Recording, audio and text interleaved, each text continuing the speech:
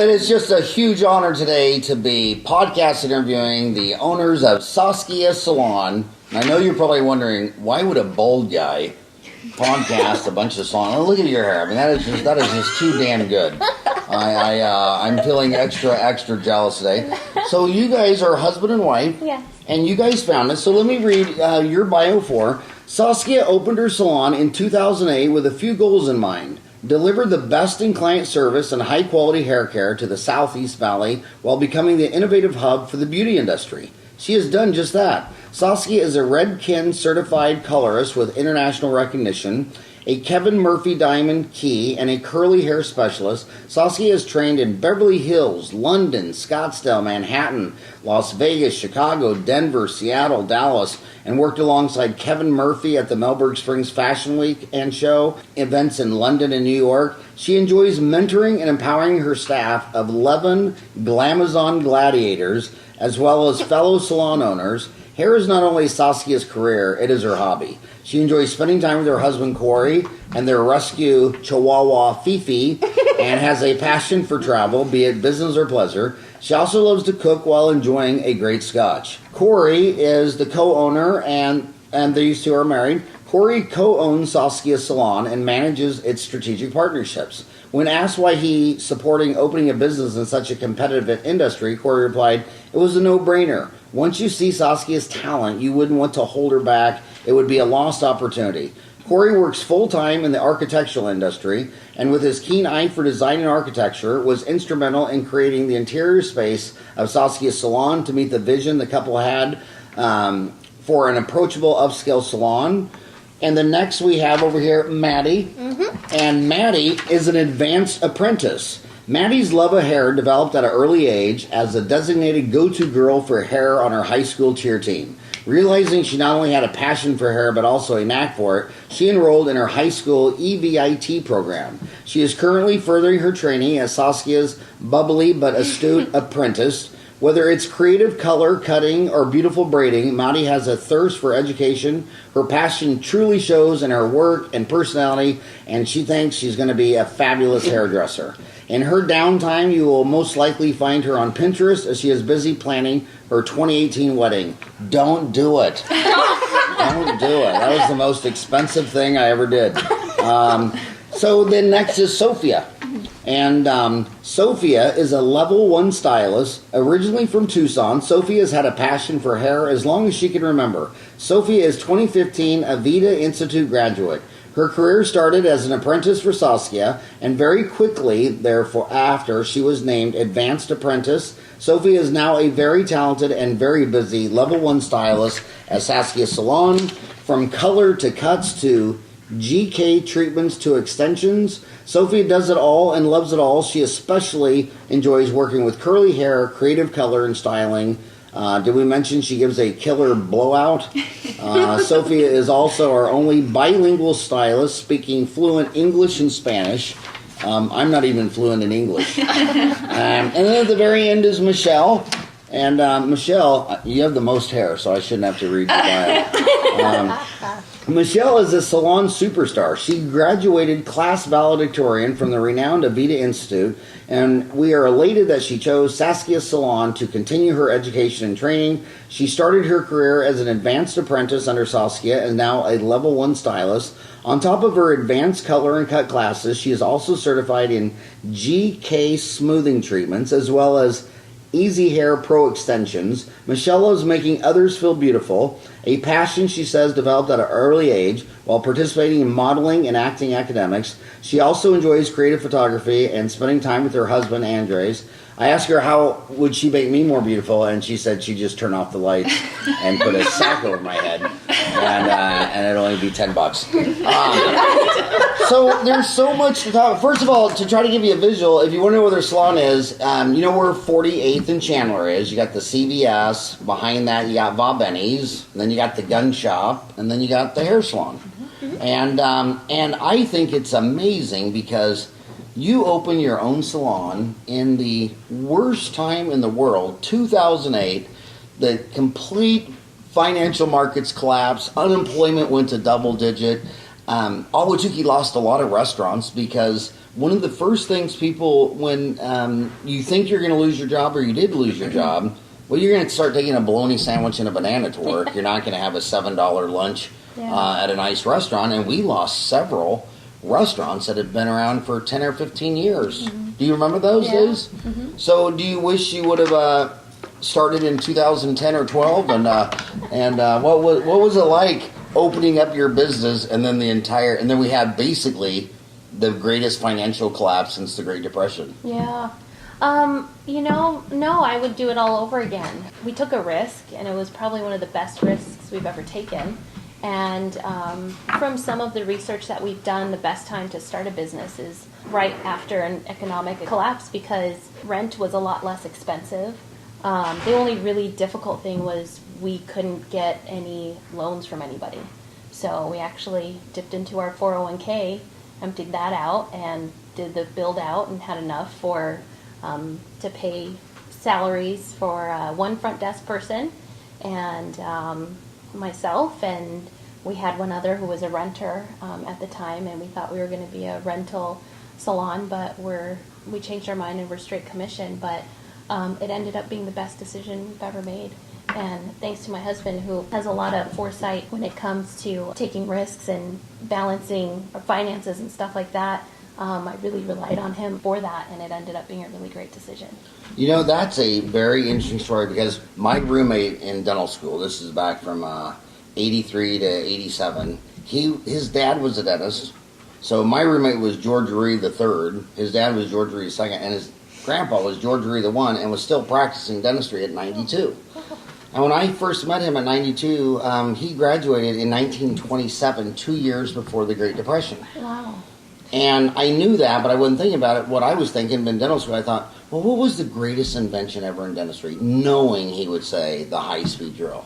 And he said, it was the Great Depression. I said, the Great Depression? Why is that? He says, well, when I got out of dental school, all dentists in St. Joe, Missouri and Kansas City, we all practiced outside. And we would, and to make ends meet, we would be a barber for men, and we would shine boots.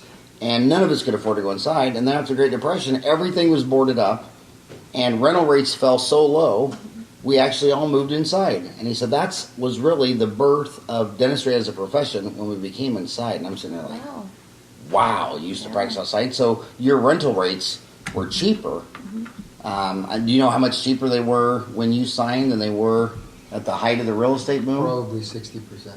60% less? Yes. See, there you go. That's amazing. So 2008 to 2017, I've had algebra and trig, so I think that's 9 years. Is it 9? You've been how many years? Almost 9 years. Well, technically, I had left a salon that I was working at, and I went in on my own for 2 years. Then we opened up the salon, so I've been on my own since 2008, but the salon will be 7 years old this coming June. Nice. And you said at first you were going to be a salon rental, then you went commission. What does that mean? So a lot, especially in the Southwest, there's a lot of rental salons. So you just rent a booth or you rent a station. My thought behind it was I didn't have to manage people because as we were talking about introverts and extroverts, I like to do the creative stuff. I don't really care to do the whole managerial sort of thing. So I thought that doing rental would be easy, but it ended up being very difficult finding the right people. One of the gals I used to work with at a previous salon, she came with, and because we both learned how to be proper hairdressers and follow rules and go to education, that sort of thing, she ended up being a really great renter, and then we just changed our whole program. And I was complaining to my husband saying, I can't find a decent person who will show up on time, who won't call the front desk and say, I have a flat tire, can you come get me? Or I'm running late, open up the back door so that I can run in, my client doesn't see me. And Corey said, why don't you start an apprentice program like what you were exposed to? And that's where our whole kind of salon culture was birthed. So. Wow. So I assume all your clients are women? No, I would say about 15% is male clientele. 15-20%. Yeah. 15-20%? Yeah. Wow. I thought. Well, I'm a bald guy, so I know nothing about hair, but I thought men go to barbers and women go to salons or cosmetologists, but not true anymore. No, I think men are enjoying being pampered a little bit more. And I think from what I've heard from some of the men who I've asked them, why did you leave your barber or where were you going? Basically, it's like point to a picture that they have on the wall and you kind of get a cut that's maybe not as customized for you. And so, but ironically, now the barbering is coming back over the last year and a half. It's really huge. So now we're all learning how to do barbering skills and bringing products specified toward men through the barbering field as well. So I am kind of an expert in hair in the fact that I grew up with 5 sisters, and back in the day, one of the things that really aggravates me is when you hear these talking head economists on TV and they say, wages haven't changed in 30 years. The American worker is making the same. He hasn't had a raise in 30 years. It's like, come on. When I was little, I had 5 sisters. Everybody did their hair out of a kit out of a box in their kitchen sink, and they would always want to experiment on my hair. And I love the deal because I could name my own gift. I'd say, okay, you can do the permanent on me for 3 dozen chocolate chip cookies. And they'd get in there and whip out 3 dozen chocolate chips or peanut butter cookies, and then I'd have to be the victim for the learning the perm. But now, is doing it at home with a kit, what percent of the market is doing it at home with a kit now versus now we have enough money to go to a salon? I couldn't speak to percentage. However, I would say most women, when you look at their hair and when you talk to them, they're seeing a salon. They're going to a salon. Yeah. The problem is when they start to get very gray and their gray starts to come very in. Very gray? Yeah, like when the percentage of gray starts to come in more and more. So they're having to come in sooner. That's when it starts to become a little bit of a pinch. But we do provide through Redken, because we are a Redken color salon, little kits that you can take home and just touch up around your hairline and part line. So in 2 weeks when they come out, you can touch them up. But it's a professional grade as, compared with something that you might get from Target or Walgreens or something like that. Yeah. But I would venture to say that a lot more women, I don't know, maybe even 80% of them go to the salon now. Yeah. So. And and they say the wages saying when we were little, me and my 5 sisters would all chip in on one album. And that'd be like the only new thing we bought in music for like 6 months. Now these kids have 1,000 songs on their eye. The camera, only rich people took camera. You had to buy the film. That was expensive. It only had 12 shots. And then when you took the pictures, then you had to save up to get it developed. Then you wouldn't get it back for 2 weeks. And then half the pictures would be horrible. And, it didn't work. So I think the standard of living is a lot nicer now than it was in the 60s and the 70s. Yeah. Just crazy. But so what is if you go to McDonald's, the top selling items, a hamburger, fry, and a Coke. At a salon, what is your hamburger, fry, and a Coke? What are most people getting? Is it just cuts? Is it dyeing? Is it coloring? Is it definitely color? I would say color, so base color. And then right now, balayages are really, really popular. Balayages? Balayage, yes. You're going to have to explain that one. It's a French term of hair painting, or painting the hair. So it's freehand lightening of the hair. So like Sophia has a balayage. So the color doesn't go all the way up to her roots. It's painted, the lightener's painted in there, so it gives it a very soft look. Your hair looks very soft. Thanks. And then haircuts would be... second. Third. So what would be first? Color. And then balayage, highlights, sort of thing. Balayage, highlights. Mm-hmm. And then haircuts. And how long is an appointment? Because, in healthcare, almost all your employees are women. In fact, I just now had, in 30 years, the first 25, it was all girls in hospitals everywhere. And then after 2008, a lot of men started saying, the manufacturing jobs are leaving. The construction jobs are leaving. My wife's a dental assistant, so they're flocking. It's the first time that dentistry is getting male. So now I now have a male dental assistant and a male. But a lot of those girls, I've heard them talk for 30 years that some of those appointments are very long. It can be, yeah. Yeah. So it's like, how long is a coloring and a balayage and a cut? Well, Well, the way our salon is designed, by the time you get to your end of being a level 1 stylist, you're going to move up to a level 2. We do book clients on every 45 minutes. So it's about 2.5 hours if you get a color, highlight, haircut, blow dry. Where the extended appointments start to come in is if you get all of that plus something else, like extensions, which we do tape-in extensions, so you could do a whole head in an hour.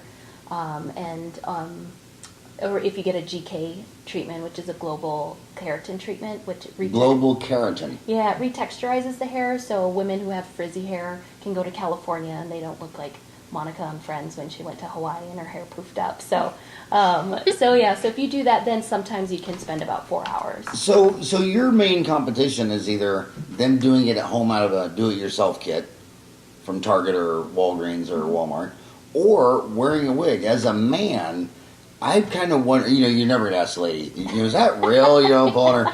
But sometimes in the last 30 years, at least, I don't know, at least once a month, I'm sitting here thinking, I wonder if that's a wig. Mm-hmm. Are wigs more popular than like the 60s or 70s? Are they going down? Are they coming back? What's the status of wigs these days? Do you guys do wigs? We do not do wigs per se. Like if we have a client who unfortunately went through chemotherapy, we'll be able to adjust the wig and cut the wig to kind of fit their face shape. We do far more extensions. I think that pieces are coming in.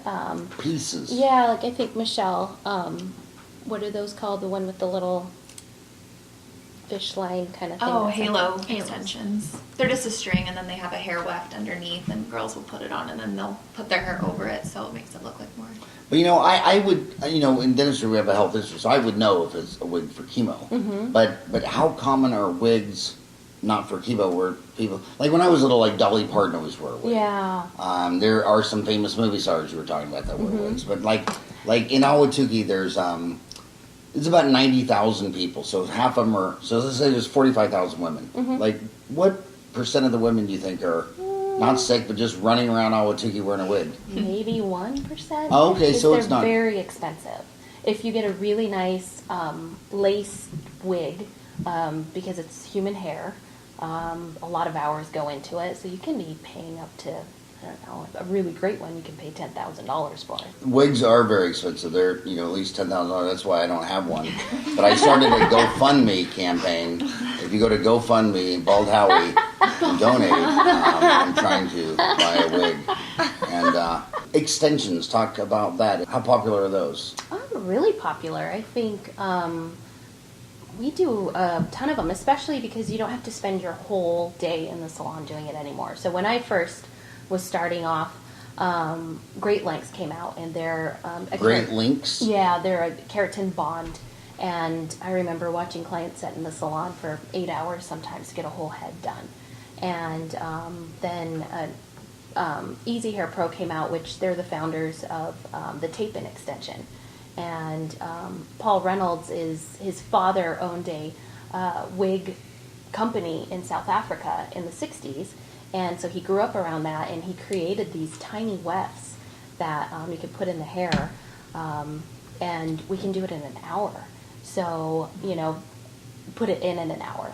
But if you come in for maintenance, then it's going to take about 2 hours because we take them out, we wash them, we retape them. And then also it's much more economical because, you could spend about $4,500 up to that if you did Great Lengths. And in 4 months, you take them out, they're on the ground, you're done, you have to pay another $4,500.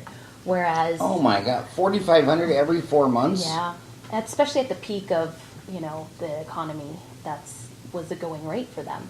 And now you can get a full head for way less than that, and you can use them up to a year and a half. We've had some clients who take impeccable care of their extensions, and they can last up to 2 years with the same. And what is the goal of extensions? Because they just want long hair, but they don't want to wait till it grows out. They just want instant long hair. Or I'd say length and fullness. And just how easy it is. Like some women don't like to go through the growing process because you have different lengths and different textures that come into play with all that, and the extensions just kind of make it easier on you. And it makes it easier too for the grow out process as it's growing out because no one really notices it, but then all of a sudden you're long and you can get rid of the extensions or keep them in if you want to. So I think it's just. So can you run a comb through your hair and a brush if you have extensions, or would you? You can, just you would kind of be a little more gentle towards the root, just to make sure you're not tugging on it too hard.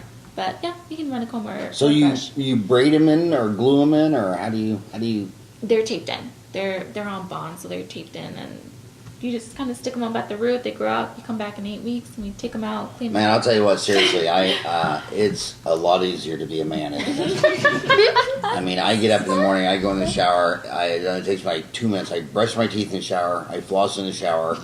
I just need a bar of soap. I need nothing else, and then I'm done. And then, you know, when I grew up, I went to Catholic school, and so dentistry, you wear a uniform just like you did in Catholic school. So I put on my little. I mean, I'm up, showered, shaved, everything ready to go. 4 minutes. Wow. And If this. only. I know, Yeah. that must be nice. So how much time do you girls spend getting ready in the morning? Takes me 4 minutes to brush my teeth. 4 minutes to brush your teeth? Yeah. Nice. So She's That's a good good client, right? dentist, so.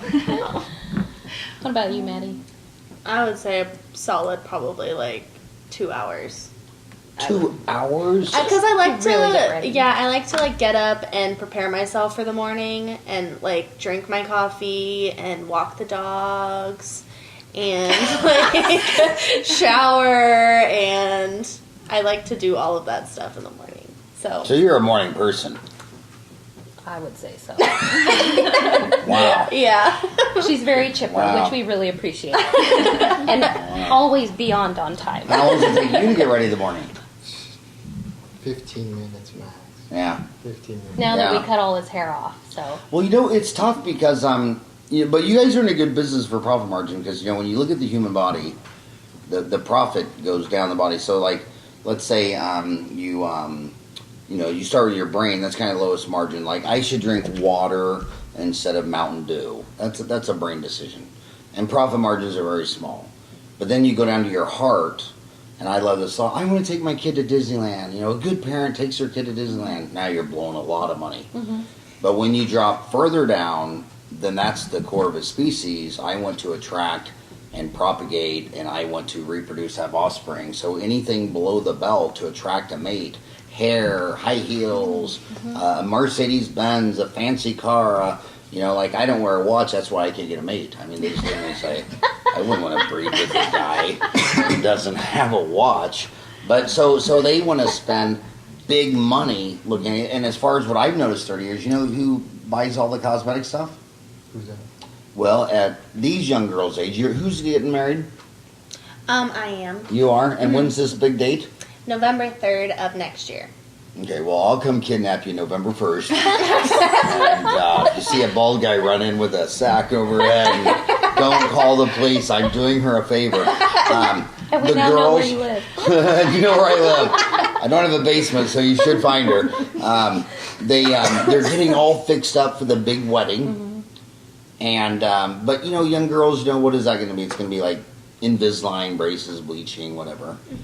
And then the big dollars is, oh, I'm divorced now. I'm back on the market, and now I'm 40, and I'm going to go in and get my teeth done. I had braces when I was a kid, and I'm going to get them done again, but they're not white enough. I want veneers. I want, you know, and men will sit there and say, well, I can't go pick up my date at a Toyota and you know, and a Kia. I'm gonna buy a nice car, you know, and so when you're spending. Just like there's actually research that shows that you're more attractive at a bar with an iPhone than a Samsung. Huh. I mean, who wants to reproduce, have offspring with someone with a Samsung? Well, it is a droid Or a Droid.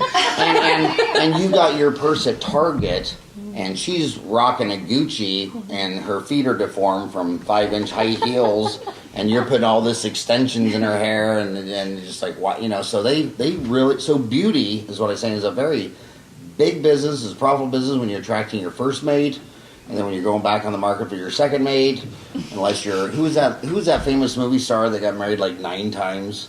Cher. Wow. Was it Cher? I don't know if it's No, Cher. who was the one? And she married one of them, Burt Lancaster, or Oh, Burt. Liz Taylor. yeah. Yeah, I mean, how many times did that woman get married? And but anyway, so you're in a very profitable business because beauty is more profitable than, you know, maintenance stuff, like getting your oil changed. people would let anybody change their oil for $20. But I noticed that my staff and my 5 sisters, my God, are they particular who does their hair. And I can't tell you in 30 years how wow doctors are versus hairstylists, because I've had assistants say, damn it, the lady does my hair, now she moved to Glendale. I have to drive 45 minutes each way. And I'm sure there's someone in Ahwatukee. Nope. And I'm like, cheat. wow, Yeah. that beauty is serious stuff. Well, and I think it speaks to the relationships we develop, because, you know, we're actually able to touch a human being the first time we meet them. When you go to the restaurant and if your waiter touches you, you're kind of like, I touched don't your touch husband. me. Yeah. He did. He did. So, you know, it's a trust thing. And I've had some clients tell me too, you know, nobody touches my head. You're the only person who touches my head. I don't like people to touch my head. So we're there when they get divorced, when they get married, when they have their first child, when they lose a parent. So I think it's way more than just doing hair. It's a very personal thing. And even in divorces, like I've been one in divorces where I did the husband's hair and the wife's hair, and they're like, no, I get to keep Saskia. So yeah, it's Wow. pretty interesting. It's funny too, because some of the girls have people that come from Page and Coolidge and Casa Grande just to see them because they've developed the relationship. Wow. The only problem I had in divorce is neither of us would take the 4 kids. And so we flipped a coin and I lost. And they all live with me. And man, one bad time. I'm sorry, Ryan. Poor Ryan. Poor Ryan. He's dead inside. He doesn't care. He doesn't care anymore. And how's business? What if someone's listening and wants to get in? And touching the head thing, that really is interesting, because like when you go get a massage and you say, will you do my head or my face or whatever? And they're just like, you know. And then they'll do your back and legs and arms and fingers, and it's like, okay, well, people are weird about touching someone's head. Yeah. I wonder where that comes from. I've heard in some cultures it's an honor thing, where you don't just like go up and touch somebody on the head. That's what I've heard. Maybe because it houses one of our most important organs, our brain. Maybe we're like, I don't know. Our brain. I thought I had a good liver. Yeah. that liver You're up saying there. this ain't the liver? Damn. No, I learn not something at all. every day. That's pretty good. But you know, something that controls all of our entire system. Maybe that's why, I don't know. Okay, I know. Growing up with 5 sisters and working with them my whole life, I know what she's thinking. She says, but you don't get it. I want to focus back. I've heard the most complaints about cosmetologists. Is that what you call yourselves, Yeah. cosmetologists? The number one complaint I've heard about cosmetologists for 30 years is, damn it, I started with her hair, and now she's in Glendale, downtown Phoenix, and she's sitting there thinking, but you don't get it. You don't get my hair. Could she just come by and talk without committing to an appointment, or do you do consultations? Yeah, we do many consultations. And how much is a consultation? We don't charge for consultations. Really? Yeah, so it's about a 15-minute appointment. They come in and we chit-chat and get to know them, and we try to really fit them with the girls who, you know, might be more, their hair texture or what they like to do might be more fitting for them. So, yeah, and, you know, we don't have a high turnover rate at all, but I think because... With staff or clients? With staff and with clients, with both Nice. of them, yeah. So, like Maddie's going to be getting on the floor, that's what we call it, in January. Maddie, come down from the ceiling. Get off the walls. You need to get on the floor. Get on the floor. Get on the floor. So, their apprenticeship is pretty vigorous, and, you know, if somebody maybe can't afford seeing a level 3 stylist, or things change, they lose their job, they can rest assured that everybody's trained really well. We keep our color cards. We're very systematic about how we do things, which I think creates a little bit of security. Like for right now, I'm on maternity leave, And my entire clientele is filtered throughout the girls, and they feel very comfortable seeing anybody in our salon. Nice. So, so it's kind of really great, and we grew our entire salon through an apprenticeship program. So all of our girls have assisted for or apprenticed for me at one point or the other. You know, that's another difference between, do you all consider yourself millennials, or are you all, millennials, anyone born I'm after 1980? I was born in 79, so they're the rest of them. You're on the fence. Yeah. Maddie's on the ceiling, you're on the fence. What year were you born? 81. So you're a millennial. It was really bizarre because in the baby boomers generation, which was from 45 to 64, you know, they got out of high school, they got a job with Mobil Oil, and they worked there 40 years and retired. And but the millennials, even with the greatest companies to work for, with the greatest benefits, highest wages like Facebook and Google and Uber, the millennials are flipping their jobs like every 2 years. So you see massive turnover. So it was nothing for GM, Chrysler, and Ford to keep an employer for 40 years, but it's rocking hard to keep a millennial for 2. So what is your ideal client? Like, who would be the perfect fit for you guys? I would say the business professional, as soon as they get out of college and they get their first job. I would say our ideal clientele is probably 25 to 65. So they start coming in more frequently to cover gray, especially because it seems, and I'm sure you've heard this too, like we're coloring a lot more men's hair now too, because it seems like once you hit, I don't know, about 45, like you seem to be a little bit more replaceable. So keeping a physical appearance of youth is important. So I would say 25 to 65 really is what our clientele base is. I'm lucky. I'm 55, but I've still never had one gray hair.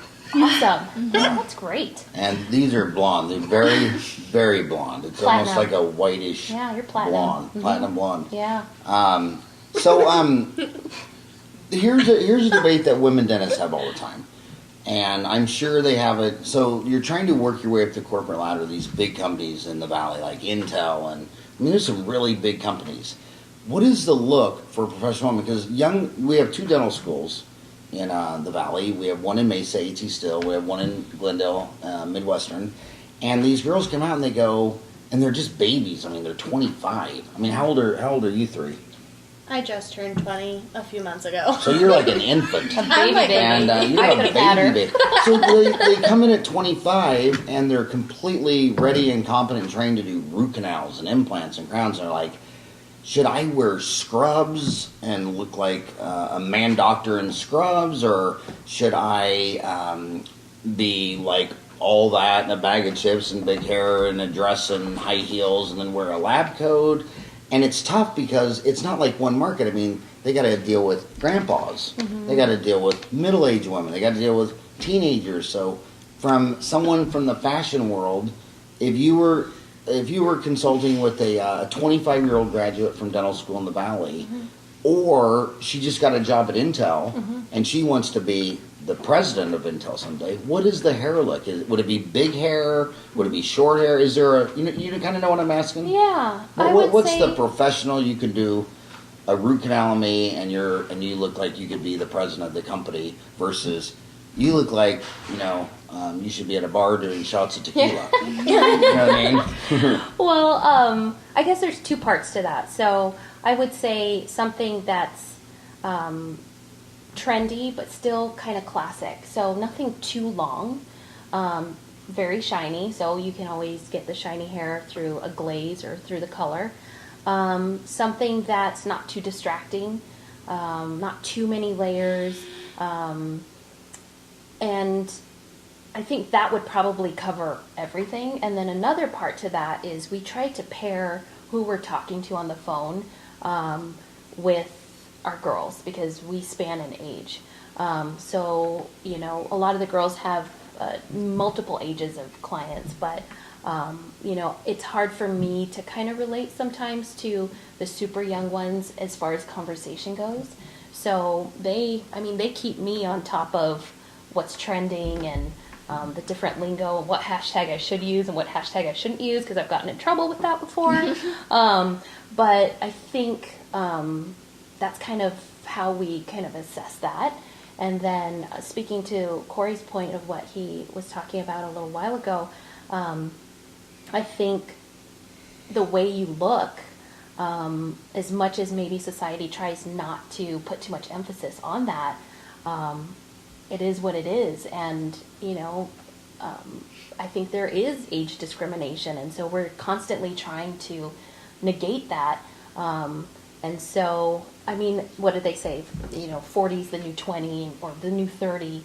And how do you achieve that? It's by what we do to our hair, to our teeth, to our skin to kind of achieve that. So, it was the two greatest animal behavior anthropologists, in my opinion, was one was Abraham Maslow, and another one was the guy who wrote The Naked Ape by Desmond Morris. I thought they were the most genius anthropologists. So when they're trying to figure out humans, they would look for clues by really studying gorillas, chimpanzees, orangutans, bonobos, gibbons, and then they'd even go down to the lower primates of the 187 species of monkeys.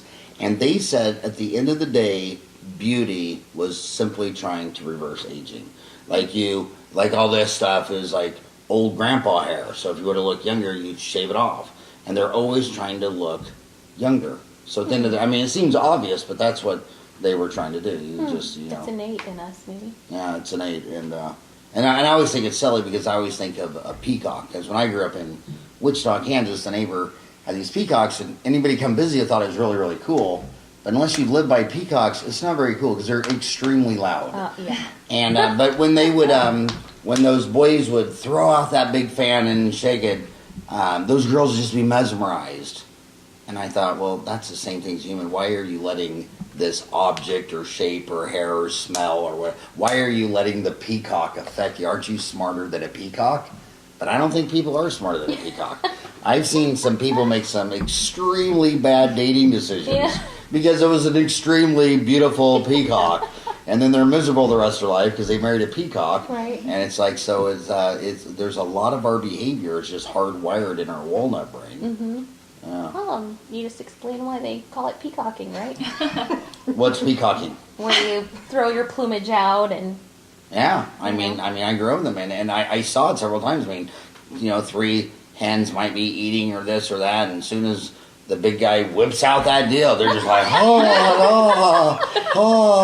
they forget to eat and everything. They're like drawn into this force. And you see with the guys, you're sitting there with 5 guys, you're talking and everything, then some peacock walks in, and they're just like,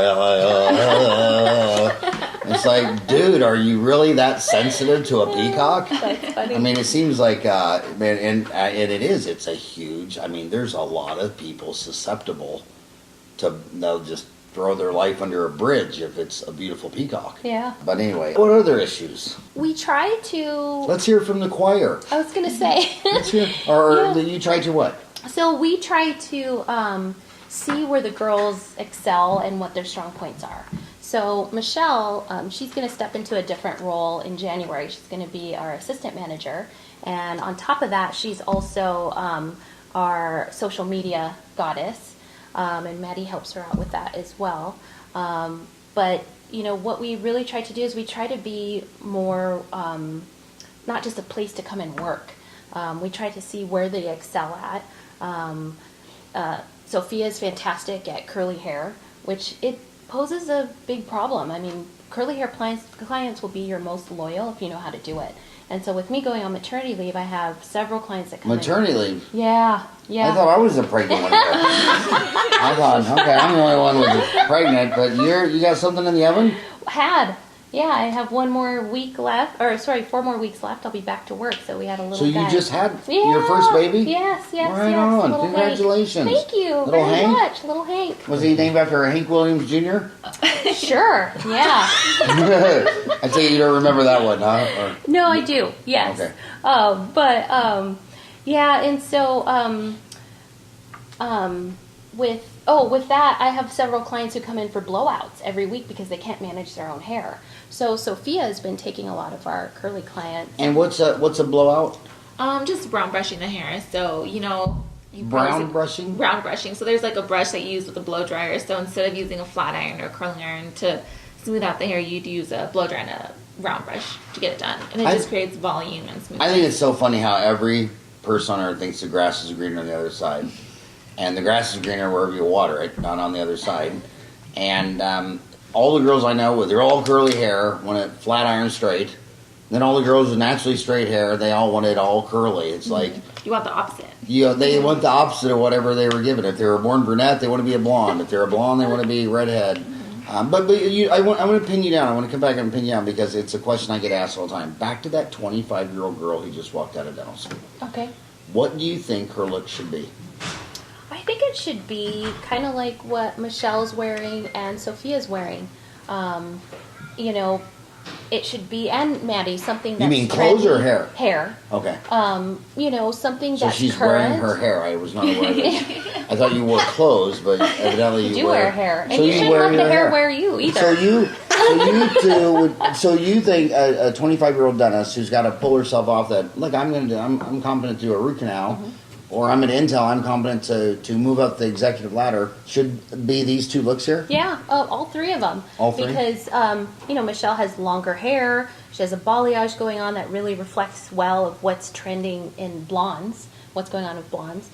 Sophia is trending what's going on with caramel balayage sort of look with a soft wave. And then Maddie's trending with what's maybe a little bit more natural, but she still has color in her hair. So I think that's really indicative of what maybe a 25-year-old who's coming out of dental school should look like. And do you think she should be in doctor's scrubs and tennis shoes, or do you think she should present herself in more a pantsuit or a dress with heels and a white doctor's coat? I think it should reflect her personality, and I think it should reflect the area that she's in and the clientele that she wants to attract. So if I see somebody who's, you know, maybe dressed up a little bit more, I'm more attracted to that, whereas somebody may see scrubs as indicative of her field, and they might trust them a little bit more. So I think it depends on the kind of clientele or patient that she's trying to attract. Here's another thing the doctors are, the young ones are concerned about, you know, positioning yourself. If your salon is marble and chandeliers, I think this place is kind of probably too expensive. I need to go some. But then if you go get your haircut at IKEA, you're like, maybe I'm going to look like I got my haircut at IKEA. So you know, dental offices do that. Like if you go into a Scottsdale office, I mean, they build $1 million dental offices with marble floors. And then sometimes you get clients come down to Ahwatukee, they say, well, I figured I could get it done a lot cheaper in Ahwatukee. So back to your salon. How do you decorate? You're an architect. Yes. So how do you decorate that salon where, man, I want to get my hair done here, but not like, I don't even know how much you charge her. This is probably way too pricey. Do you know what I mean? Sure. I think our space was a little bit limited because it was an existing space, and so we weren't able to do exactly everything that we wanted. So the main goal was to make it nice and flow well, because it's the way it was set up before we got there. And so that was our approach, and I think that Saskia, being a color specialist, picked all the colors and kind of what she wanted, because the way the light reflects on the hair is going to make it look different. And so we had to kind of look at what is the client going to see when they see their final product, and then also how does the space flow, and then what can we put on that to dress it up a little bit. But we were a little bit limited just because the space was there and we couldn't do exactly everything that we wanted. But I think the ideal space is going to cater to what kind of clientele wants to be there. And you're not going to know that until you've done your research and been around the area and see what people are attracted to. So you have a day job as an architect? Yeah, that's why I was late. And what do you, what houses, commercial, what kind of architect are you? Well, I've done a little bit of everything. Right now I'm working on Sky Harbor. The SkyTrain, I'm putting in 2 stations that are going to connect the rental car station to the airport, and 1 station on 24th Street. But I've also done custom residential. I've done some high-rise work, some mixed-use work, retail spaces, so a little bit of everything. And I don't like that light rail. you don't like it? You know why? Because, pretty much never leave Ahwatukee. I mean, there's really no reason. I mean, there's 90,000 people here. If they don't sell it in Ahwatukee, you probably don't need it. And so when I go downtown, I'm like a tourist. I'm like, because I've lived here 30 years, like Sky Harbor, you wouldn't believe what Sky Harbor looked like in '87. I mean, it's been under construction for 30 years. And so every time I'm downtown, it's far and few in between. I'm like looking around, and it's so neat, and it's come it's come so far in 30 years. And man, somebody grabbed my collar and just ripped me back, and that light rail went. Phew. And that guy goes, dude, are you crazy? And it's like, I was like shaking. I was like, dude, you saved my life. He goes, yeah, you got to watch out for these light rails. I'm like, okay, I need to, when you're looking up, you need to stop. And then when you go forward, you need to look ahead. But I mean, that thing is silent, it's quiet. Mm-hmm. It's like a speeding bullet, and it makes me wonder if it's hit anybody. Well, I'm working on the Sky train, so it's different than the light rail. But the light rail, I think, has hit a few people. But when you compare it to how long it's been in operation, it's done very well. Yeah. So, but there has been a couple of accidents. I'm just glad it didn't hit me, because with my weight, it might have totaled the train. And, I hate to be at the funeral and everybody bitching that the train's out of order. But so what are your future plans and goals with your salon? We've really been trying to change and adapt our social media. So Michelle's been working a lot on that, and she's done a fantastic job. We're continuing to grow, but what's really important to us is that we make good use of the space we have, because a lot of clients are like, are you going to franchise? Are you going to, get bigger? But I think just from watching a lot of other businesses get big too fast, that's when the problems start to come. So we try to make good use of our space. We're almost at full capacity. I think we have one more station available. Mm-hmm. And so once we hit that point, I kind of feel like 7 years, stuff is really starting to shift and change. Mm-hmm. So the best advice one of my clients gave to me, who's a contractor, he said the best thing a business owner can do is develop the ability to see around corners. And so, we've had a pretty stable economy for a while, so I'm a little bit nervous, honestly, that something's around the corner. So we're slightly just hunkering down and making sure that, our technical skills are really great. We're staying on top of trends. We're growing and taking care of my girls here. So, well, I can tell you from 55 years that no one ever predicted the March 2000 collapse. No one predicted the 2008 collapse. They didn't predict 9/11, the Arab uprising, the fall of the Berlin Wall. So all those talking heads on TV, that know everything, they never knew anything. Yeah. And so you just, you never know what you're waking. I can still remember waking up like it was yesterday to 9/11, just like, holy moly. I was March of 2000. My God, the stocks have been going up from 94 to 2000 and just, I think got to 58, 60 collapse. Nobody saw that coming. So it's so hard to predict the future.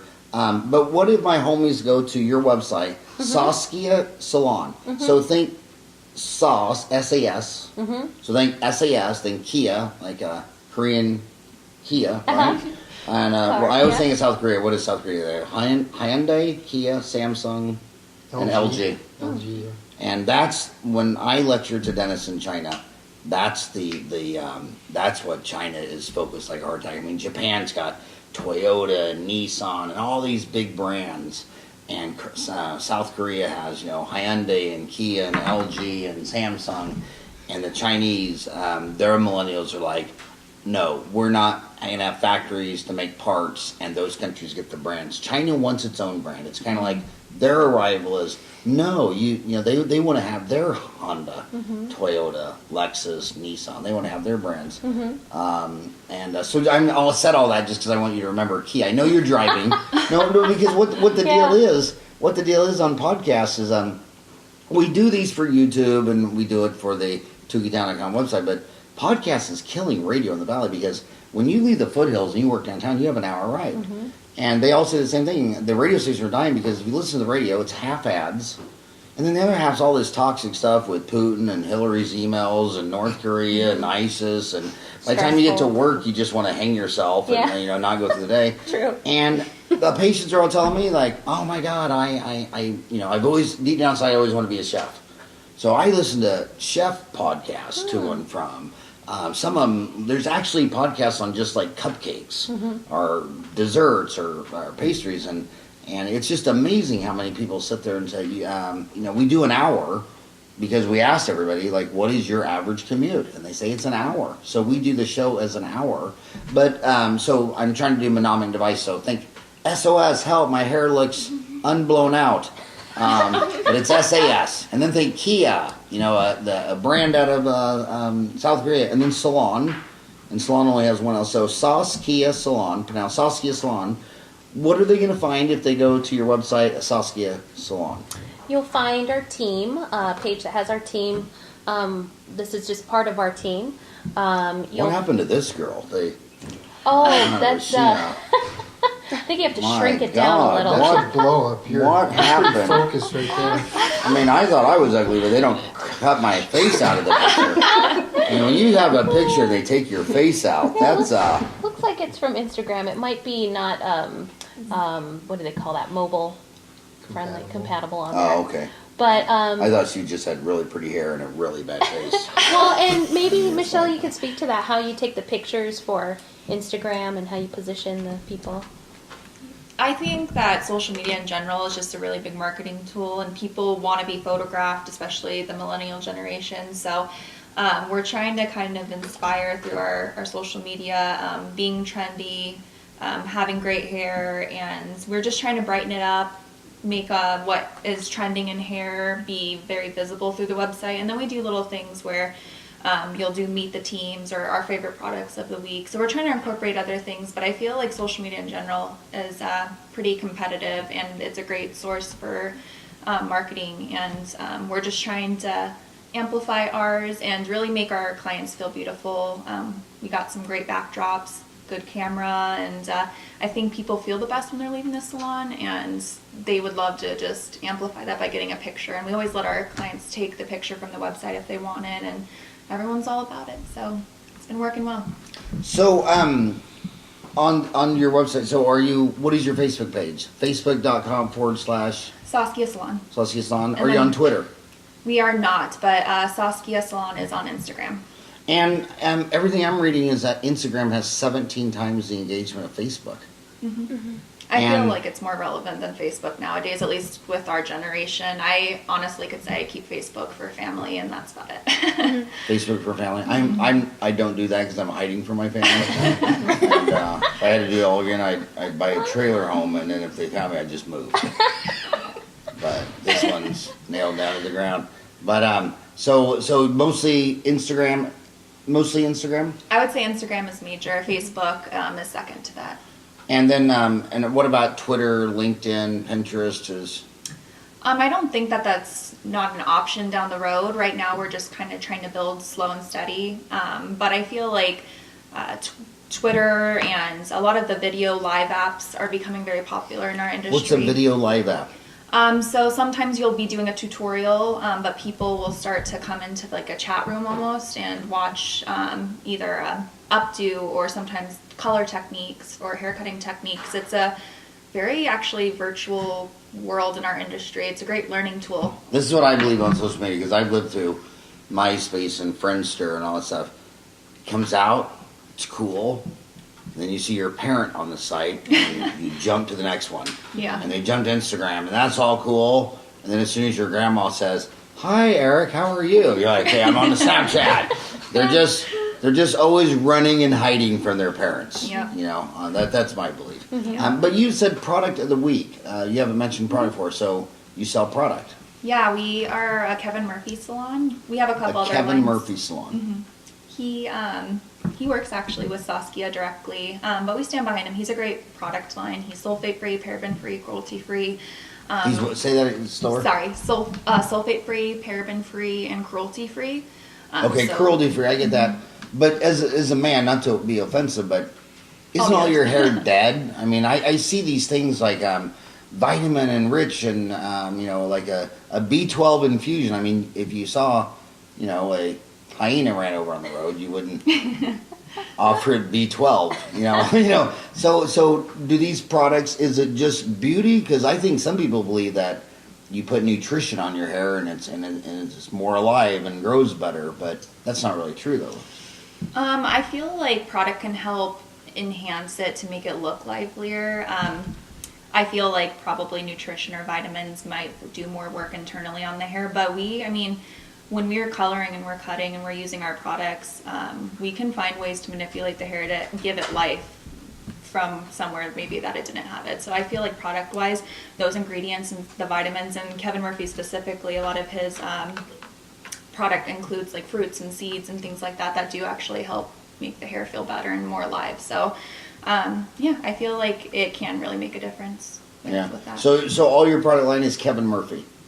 Mostly, but we do carry other lines, GK and Ruzel and a couple others. And what percent of clients that go in there actually buy product?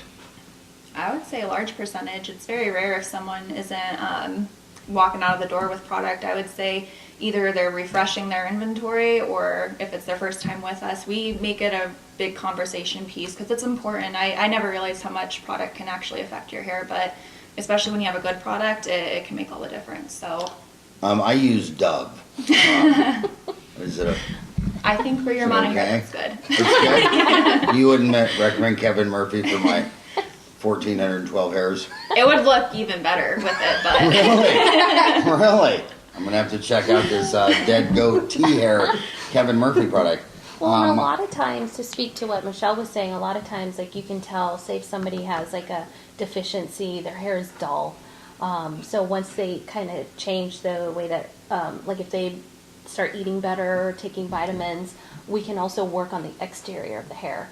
So there is a big debate on whether the hair is dead or alive. But we can, and Kevin Murphy uses some stem cell research from plants to help revitalize. Antioxidants are really big in the line to kill free radicals. Free radicals on the hair make it dull, gives you split ends, that sort of thing. It's interesting. In fact, a lot of our clients who have used every product line on the planet have really been drawn to Kevin Murphy because they notice a huge difference, not only on their scalp, but also on their hair, because it is skincare for the hair. So it's kind of neat. And I can only say this because I'm tied to my wife, but it's protecting your investment. When you color your hair, it protects the color you just paid a bunch of money to keep on. So it's going to keep it more vibrant and longer lasting if you use a product that's going to protect it. He said that so well, I almost wonder if you beat him. I was like, wow, that's a good point. You can call me. I'm kidding. This will be your new shelter. Okay, I appreciate it. You need to go hide. Well, let's. That was the fastest hour I've ever done on the show. I can't believe an hour went by. But I want you to all end. I want you all say your peace parting, and because I've lived in Ahwatukee longer than all you've been alive. I mean, I've been here 30 years, and I'm holding to it. I've had patients here for 30 years, and the number one complaint is they have to drive 30, 40, 50 minutes because they went to you, they fell in love with you in Ahwatukee, and then they moved to Glendale and downtown. And one girl I remember this, it's like 2 weeks ago, her stylist moved to Queen Creek. And by God, she's going to drive. And Queen Creek's like almost an hour drive. Mm-hmm. So I want you to tell them why they don't have to drive to Queen Creek and Gilbert and Peoria and come to you. And just go around, and that'll be our goodbye. Well, I think from my perspective, we try and create an environment that's going to not only make you feel comfortable, but allow you to express yourself in a way that maybe you would not have in another place, because the girls all listen to what you have to say and will try and work with that. The part that you're not going to get in other salons is they're going to be honest with you too and tell you what you can achieve just based on physics and reality. So you're not going to leave with something you don't like, but you'll be informed all along. do the whole process. Well said. You're not going to beat him, are you? No. You did good. You did good. You made it. You did good. You made it. Well, for us, customer service really is our backbone.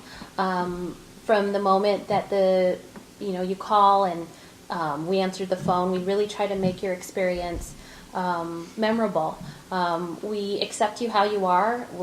Even though we pride ourselves in being a high-end salon, you don't have to come in dressed to the nines or anything like that. We try to really stay on top of current trends. We always keep the fundamentals and the classics going because that is the backbone of our industry. And we attract all sorts of people, all ages. And we'd love to be a part of your every 4 week, 6 weeks, 8 week visit. So hopefully you'll check us out on saskiasalon.com, on Instagram, on Facebook, and make our salon your salon home. A lot of our clients say they love the music, they love the girls. We try to make it really personable when you come in, so give us a try. I think you guys pretty much covered everything. Yeah, Hey, get off the ceiling and say something.